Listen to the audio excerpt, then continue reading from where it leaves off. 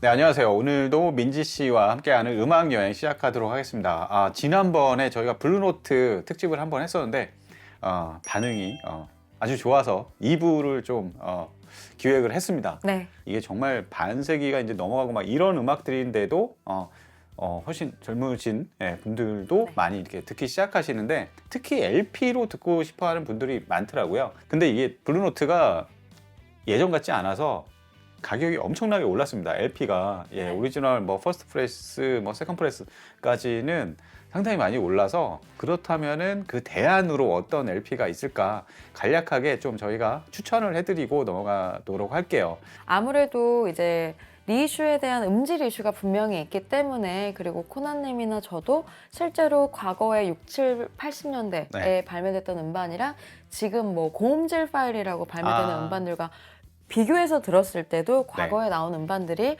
확실히 깊이감도 더 있고요. 예. 입체감도 더 있고 또 특유의 또 이론적으로는 설명할 수 없는 생명력까지 네. 가지고 있는 게 분명하기 때문에 이제 과거에 발매됐던 중고반 안에서 네. 일본에서 발매된 깨끗한 음반을 구하십시오 라고 이제 추천을 드리고요. 네. 또 저는 일본반이 싫습니다, 원반이 좋습니다 하시는 분들에게는 이제 오리지널 블루노트 라벨이 이렇게 생겼잖아요. 네. 그거 말고 거기까지도 가격이 상당하기 비싸죠. 때문에 네. 까만색 바탕에 커다란 B, 저희가 빅B 라벨이라고 부르죠. 네. 빅비 라벨 안에서도 뭐 블루 라벨, 화이트 라벨 이렇게 나뉘는데요. 그런 네. 거 상관없이 그냥 빅비 라벨의 미국반을 그러면 구하십시오 라고 제가 말씀을 드립니다. 그 당시가 아마 그 유나이티드 아티스트 네. 그 시절 재발매들이죠. 네, 아마. 맞아요. 네. 그렇지만 또 요즘에 신품 LP로 깨끗한 거 네. 구하고 싶은 분들은 요즘 80주년 기념으로 나온 것들을 추천할 만해요, 저는. 80주년이 품질도 상당히 양품이고요. 네. 또 반질도 괜찮은 것 같고, 그리고 가격이 일단 제일 메리트가 있더라고요. 그렇죠. 가격도 메리트가 있고, 그리고 이거는 뭐 국내든 해외든 언제 어디서든 맘먹으면 쉽게 구할 수 예. 있다는 점. 과거에 나왔던 중고반이 좋다고 해도 이거는 정말 주관적인 그 내 성향을 예. 바탕으로 하는 취미이기 때문에 나는 신품이 좋다라고 하시면 예. 그게 정답입니다. 그렇지 않나요? 네. 그렇죠. 또 오늘 방송의 의미가 깊은 건요, 코나님이 방금 말씀하셨던 80주년 바이닐이 나온 게 엊그제 같은데요. 예, 벌써 5년이 벌써 올해로 85주년, 설립 85주년을 맞은 해여서 방송이 더 뜻깊게 될 것 같습니다. 오늘은 이제 지난 방송에 이어서 네. 조금 편하게 들을 수 있지만 음. 이 LP들은 또 LP에게 없으면 안 된다 하는 그런 명반들로 네. 저희가 오늘 각각 2장씩을 꾸렸습니다. 그러면 제가 또 고유민지니까 네. 포문을 한번 열어볼까요? 네. 오늘 저는요, 음반을 이제 2장을 준비한 게 둘 다 실물은 없습니다. 이제 가지고 있었는데요. 네. 다 주위에서 이렇게 옆구리를 찌르셔서 다 울면서 뺏겼습니다. 네, 그래서 저는 오늘 이제 여기 이쪽에 보이시는 링클라이벅스 DSM 네트워크 플레이어로 이제 음원을 소스를 통해서 들려드릴 예정이고요. 첫 번째로 준비한 곡은요, 바로 트럼펫터죠. 네. 프레디 허바드의 오픈 세사미. 저희가 열려라 참깨라고 부르죠. 사람이 주민등록번호를 가지고 있는 것처럼 네. 이제 음반들도 고유 번호를 발매할 때 부여를 받게 되잖아요. 그렇죠. 그래서 흔히 이제 블루노트 안에서는 1500번대 라인들과 그리고 4000번대 라인들, 이렇게 크게 두 개로 나뉩니다. 그 중에서도 뭐 가장 유명한 건 1500번대 음반들이지만서도요, 저는 오늘 2장 다 4000번대 네. 명반들로 꾸려봤습니다. 프레디 허바드가 이 앨범 오픈 세사미가 블루노트의 첫 리더작, 이제 데뷔작이에요. 뭐 그 전에 사이드맨으로 많이 참여하기도 했지만 이 앨범을 녹음했을 당시가 20대 초반이에요. 21살인가 22살인가 그랬고, 같이 참여한 사이드맨의 피아노인, 지금은 이제 거장이지만 맥코이 타이너도 네. 그 당시에는 21살 풋내기였던 네. 시절이 있었습니다. 일단 프레디 허바드 하면요, 제가 하드밥의 가장 선봉장에 서 있는 연주자라고 부르거든요. 저는 개인적으로 하드밥을 엄청 좋아해서 이제 많은 분들에게 프레디 허바드 전도사처럼 프레디 허바드랑 도널드 버드를 많이 이제 전도를 해드리는데요. 네. 딱 들었을 때 아주 경쾌한, 어렵지 예. 않은 하드밥이라는 건, 이제 편하게 접할 수 있는 하드밥이라는 건 이런 것이구나를 들려주는 그런 앨범이고요. 제가 이 앨범이 단순히 프레디 허바드의 리더작이고 하드밥의 정수고, 그래서 추천을 해드리는 것뿐만 아니라 함께 사이드맨으로 참여를 하고 있는 티나 브룩스 때문에 아, 꼽았습니다.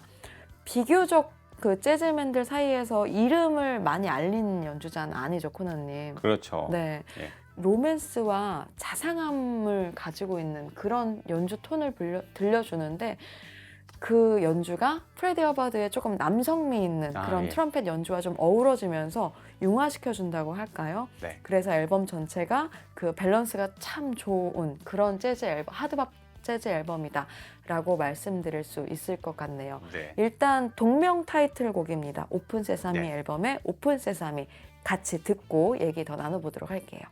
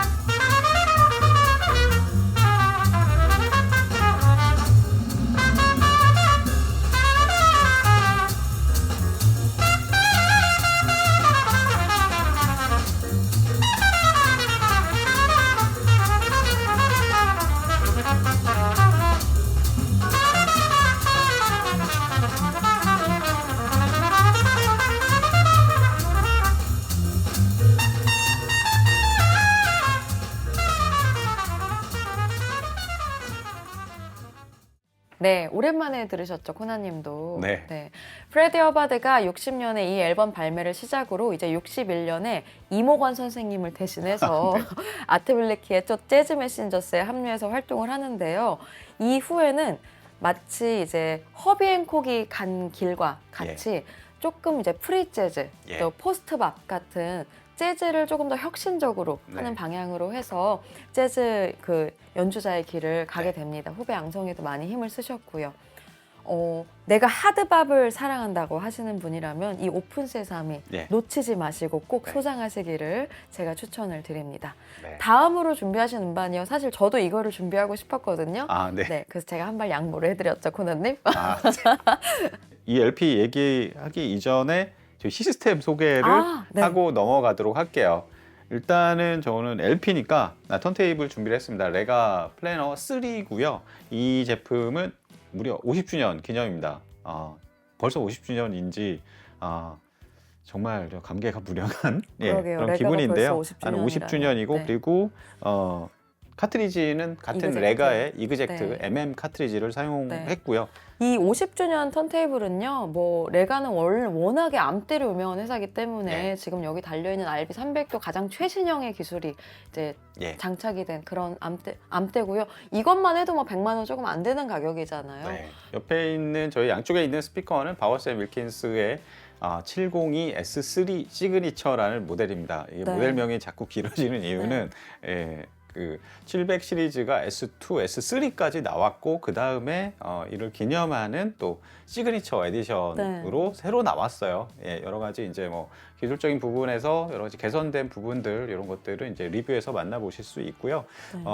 그리고 앰프는 밑에 여기 턴테이블 밑에 있습니다. 코플랜드의 CSA 150이라는 앰프고 사이즈가 상당하네요. 그리고 그리고 여기에 이제 포노단도 안에 갖춰져 있기 때문에 여기에서 바로 연결해서 들어보고 녹음해서 들려드리는 시간을 갖도록 할게요. 제가 준비한 LP는 여기 소닉 클럭의 콜스트러팅인데 그 소닉 클럭은 보면은 60년대 이제 전후로 활동을 했는데 블루노트에서 이제 하우스 피아니스트로 활동을 했었고 그리고 굉장히 단명했어요. 그래서 이 사람의 연주를 들을 수 있는 LP도 몇 장 안 됩니다. 리더작이 거의 손에 꼽을 만큼. 그렇죠. 예, 그 중에서 이제 블루노트에서 그나마 좀 남긴 게 소니 클락 트리오, 그 다음에 이 앨범, 그 다음에 세 번째가 리핑 앤 로핑, 뭐 세 개. 이거 그 정도? 대표적으로 꼽을 만한 LP라고 볼 수 있고요. 여기 뭐 멤버들은 정말 화려해요. 그렇죠. 트럼펫의 아트 파머, 뭐 색소폰의 제키 맥린, 베이스의 폴 챔버스, 드럼의 필리 조 존스. 이건 뭐 한 명 한 명이 정말 다 난다 하는 난다 긴다 하는 사람들이 다 참여해서 이 그리고 LP 이 앨범 같은 경우에는 자켓이 너무 아름다워서 그렇죠. 뒤쪽 왼쪽에 뒤편에 보면 어떤 아저씨가 트렌치코트를 입고 약간 이렇게 움츠리고 걷는 맞아요. 겨울에 약간 그런 풍경이에요. 근데 앞에 이 여성분은 굉장히 이 앨범 경쾌하게 앨범 타이틀처럼 경쾌하게 자신 있게 뽐내면 활보하는 바꾸겠죠. 그러니까 이분이 근데 보면은 같은 공동 대표인 알프레드 알프레드 라이언의 부인이랍니다. 두 번째 와이프시죠. 루스 메이슨. 소니 클락이 죽기 전에 생전에 남긴 앨범 중에서 가장 대표적인 앨범이고 소니 클락은 이 앨범이 이제 58년 나왔는데 58년에 오늘 제가 고른 LP는 58년 개띠 앨범들인가요? 컨셉입니다. 저는 606 GT 앨범들입니다. 소니 클락은 63년도인가요? 좀 이른 나이에 30대 초반의 운명을 달리했어요. 정말 소니 클락이 좀 더 오래 살았다면은 정말 좋은 재즈 녹음들 많이 남겼을 것 같은데 약간 좀 아쉬운 그런 대목입니다. 저는 개인적으로 그 수많은 피아니스트 중에서도 소니 클락 연주를 들으면 너무 기분이 좋은 게 항상 아침을 열 때 제일 많이 듣거든요. 그렇죠. 너무 경쾌해요. 정말 긍정적인 연주를 들려주는 그런 연주자여서 정말 매력적입니다. 한동안 뭐 KBS FM 그 재즈 프로그램에서 시그널 송으로도 많이 나왔었죠. 타이틀곡 한번 들어보시죠.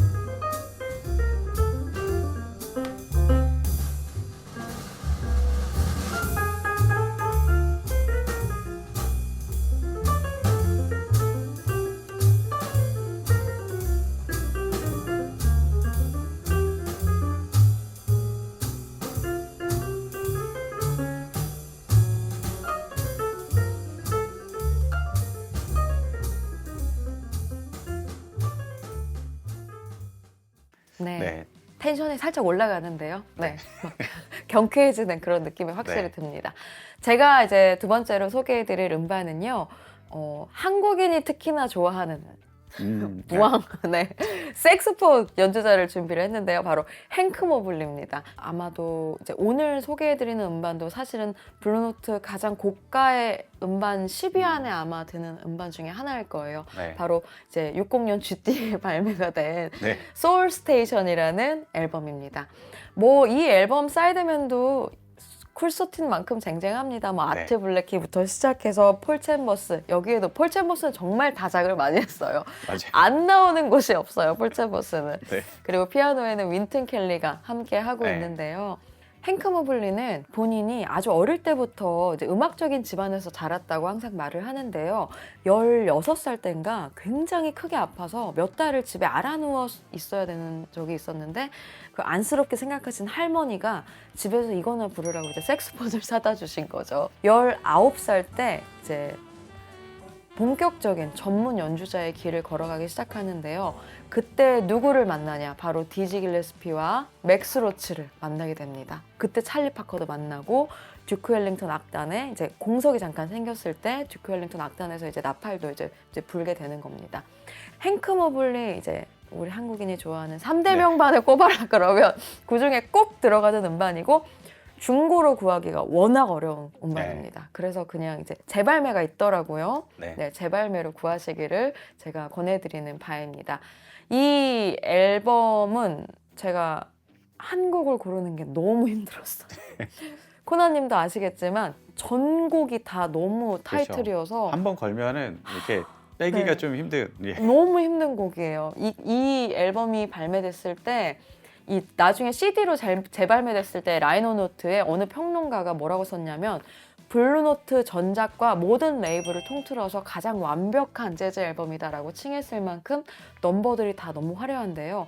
특히나 재즈는 스탠다드를 같은 곡을 계속 리바이벌 하잖아요. 네. 근데 이 앨범은 거의 다가 다 행크 모블리의 자작곡입니다. 네. 그래서 더 의미가 있지만 제가 선곡한 사이드 A의 첫 곡인 리멤버라는 곡이 행크 모블리의 곡이 아닌데요. 네. 바로 이제 미국의 위대한 작곡가 어빙 벌린이 쓴 곡입니다. 그래서 일단 리멤버를 같이 한번 듣고 오도록 하겠습니다.